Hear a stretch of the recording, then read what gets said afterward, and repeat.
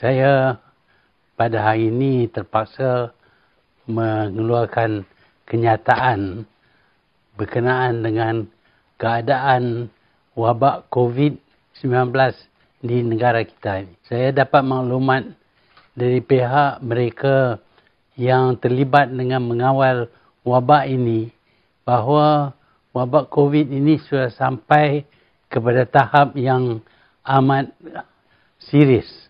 Sudah ada kes yang mana kerana satu orang saja 2,000 orang dijangkiti. Semata-mata kerana satu orang tidak dikawal dengan betul, maka 2,000 orang sudah dijangkiti, dan daripada 2,000 itu lebih daripada 20 telah meninggal dunia. Inilah yang boleh berlaku kalau kita tidak ikut SOP kita.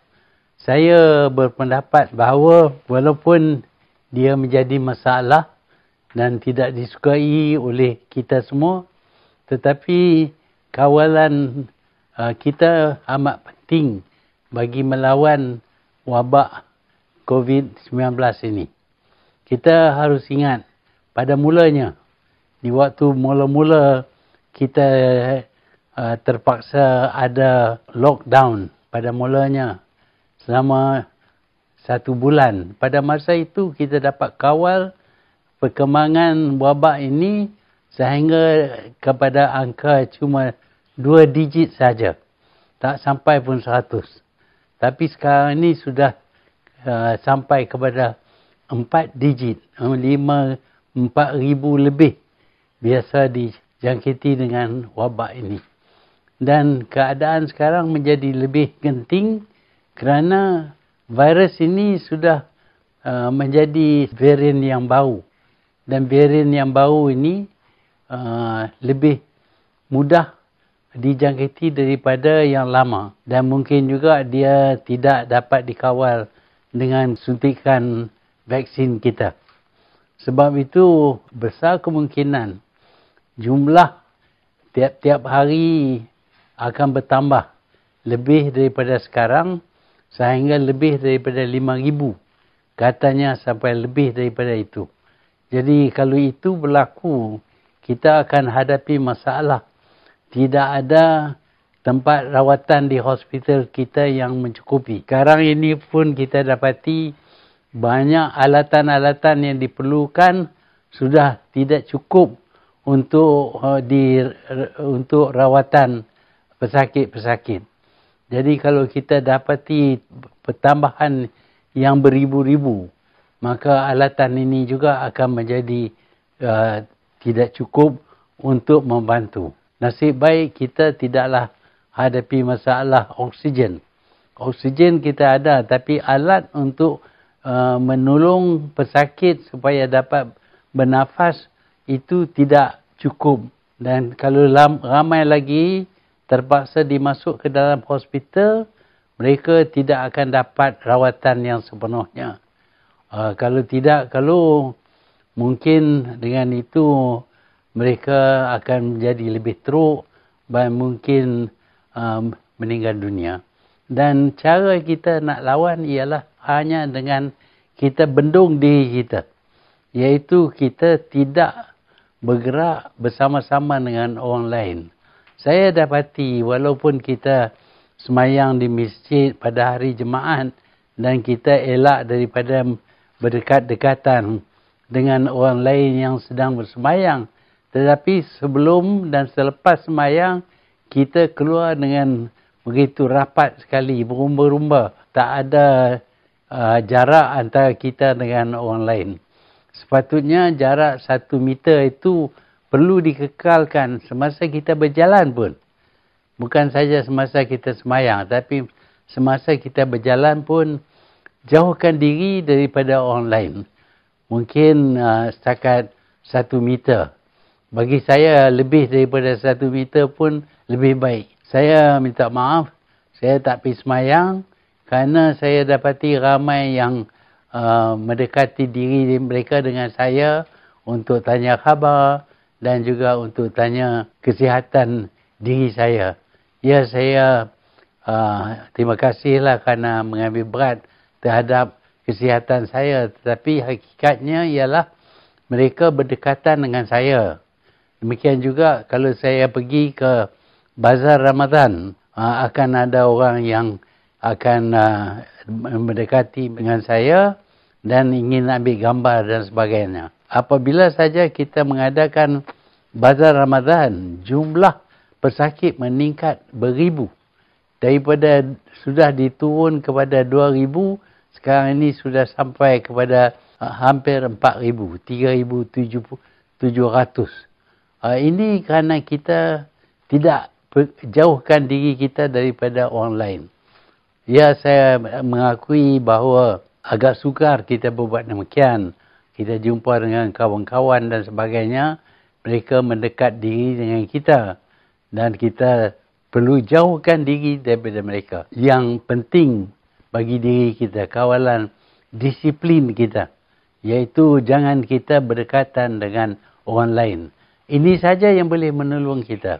Dan kita sudah tentu memakai pelitup muka kerana untuk elak daripada menjangkiti orang lain dengan penyakit COVID ini jika sudah terkena kepada kita. Disiplin, kesanggupan kita kawal diri kita amat penting. Walaupun kita ada polis dan ada orang lain yang berjaga-jaga, tapi tidak mampu mereka jaga semua orang. Kita lah kena jaga diri kita. Kalau tidak, kalau jumlah pesakit COVID ini akan bertambah dengan pesatnya. Ingat, satu orang boleh jangkit kepada 2,000 lebih orang. Just satu orang. Dan kematian juga meningkat lebih daripada 20. Itu cara wabak ini berkembang di kalangan kita. Sebab itu arahan supaya pada hari raya ini kita tidak berkumpul amatlah penting dipatuhi. Dan kita tak perlulah buat lawatan-lawatan ke rumah-rumah kawan dan sanak saudara. Kerana itu bukanlah satu lawatan yang baik. Kerana mungkin kita akan dijangkiti ataupun mereka akan dijangkiti kerana kita buat lawatan. Kita perlu sabar dalam hari raya tahun ini. Kerana kita ingin melihat penyakit ini dikurangkan dengan tindakan oleh kita. Mereka yang belum disuntik dengan vaksin perlu berusaha mendapat suntikan vaksin ini. Dia hanya memberi perlindungan kepada kita. Walaupun tidak 100%, tapi lebih daripada 90% lindungan diberi kepada kita. Sebab itulah kita mesti pandang serius keadaan dalam negara kita. Kalau kita tidak berjaga-jaga, kita akan jadi seperti negara India dan Brazil, di mana ratusan ribu orang mendapat jangkitan tiap hari. Dan mereka tidak mampu untuk jaga, untuk rawat mereka ini yang jatuh sakit. Dan ramai daripada mereka dibiar gitu saja dan kebanyakannya sudah meninggal. Ini boleh berlaku di Malaysia. Kalau kita tak berjaga-jaga. Saya rayu kepada semua rakyat kita. Tak kira kaum, tak kira parti, tak kira apa. Tetapi tolonglah kita kurangkan kemungkinan kita dijangkiti dengan penyakit ini dengan kita patuh kepada SOP. Kalau boleh, kita tinggal di rumah saja. Mungkin ini menimbul masalah kerana kita perlu beli makanan dan sebagainya. Tapi sekarang ini makanan boleh dibeli online. Jadi kita tak payahlah pergi ke pasar untuk membeli belah. Saya elak daripada berkumpul di mana-mana. Dan kalau boleh kita dapati bekalan makanan daripada pihak lain, itu akan menolong kita kurangkan keluar daripada rumah untuk kita membeli belah dan sebagainya. Ingatlah, di waktu mula kita idami penyakit ini, kita semua bersetuju untuk tinggal di rumah, tidak keluar.